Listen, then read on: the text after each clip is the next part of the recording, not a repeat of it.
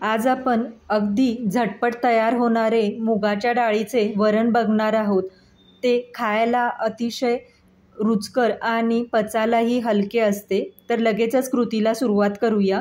नमस्कार, yummy cooking with पूजामध्ये आपले स्वागत आहे। आता इथं मी 1 वाटी मुगाची डाळ घेतलेली आहे। आता ही मुगाची डाळ आपल्याला 2 ते 3 वेळा पाण्याने स्वच्छ धुवून घ्यायची आहे। इथं मुगाची डाळ मी स्वच्छ धुवून घेतलेली आहे। आता मुगाच्या डाळीला आपण जास्त पाणी न वापरता डाळ जेवढी बुडेल एवढंच पाणी घालून याला फक्त 2 शिट्ट्या काढून घ्यायच्या आहेत। मीडियम गॅसवर इथं मी 2 शिट्ट्या काढून घेतलेल्या आहेत। इथं बघू शकता डाळ आपली छान मऊसूत शिजली गेलेली आहे। आता ह्याला रवीनं न घोटता आपण चमच्यानंही अगदी मऊसूत ही डाळ करू शकतो। एवढी डाळ आपली छान शिजली गेलेली आहे।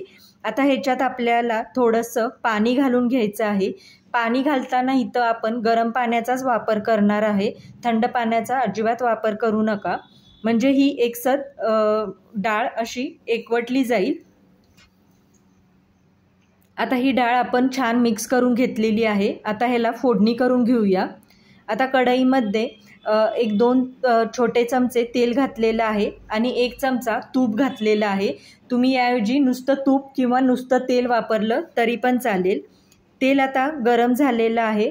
आता ह्याच्यामध्ये पाव चमचा मोहरी आणि पाव चमचा जिरे घालून घेऊया। जिरे मोहऱ्याची फोडणी आहे ती छान अशी खमंग करून घेऊया।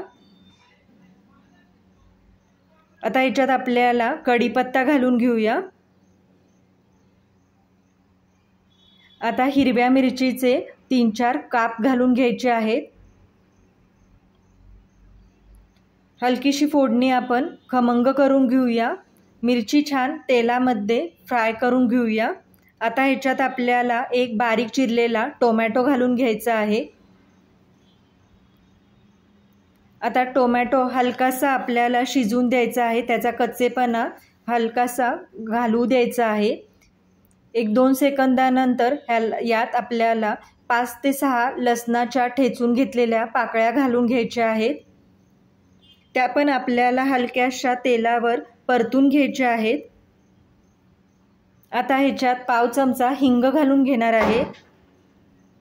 पाव चमचा आपल्याला हळद घालून घ्यायची आहे। इथं डाळ शिजवताना मी हळद किंवा हिंग वापरलेली नव्हती, त्यामुळे इथं फोडणीत घालत आहे। 1-2 सेकंद आपल्याला हे परतून घ्यायचं आहे। थोडीशी कोथिंबीर आहे ती आपण तेलातच घालून घेणार आहोत, म्हणजे फोडणी छान खमंग होते। आता जी शिजवलेली डाळ आहे ती आपण घालून घेणार आहोत। आता गरजेनुसार ह्याच्यात आपल्याला गरम पाणी घालून घ्यायचं आहे। तुम्हाला जेवढी घट्ट डाळ हवी आहे त्यानुसार तुम्ही ह्याच्यात गरम पाणी ॲड करू शकता।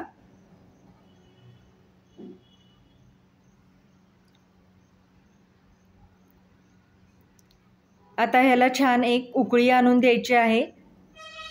तोपर्यंत आपल्याला ह्याच्यात चवीनुसार मीठ घालून घ्यायचं आहे।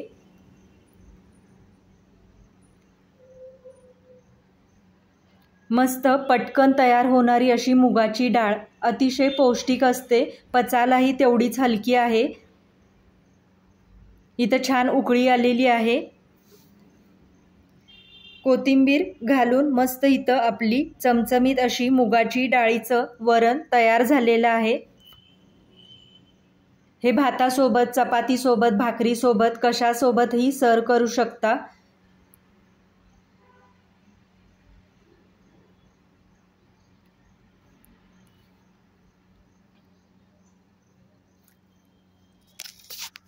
तर कशी वाटली आजची रेसिपी नक्की कॉमेंट करून सांगा आणि सबस्क्राईब केलं नसेल तर प्लीज सबस्क्राईब करा। थँक्यू।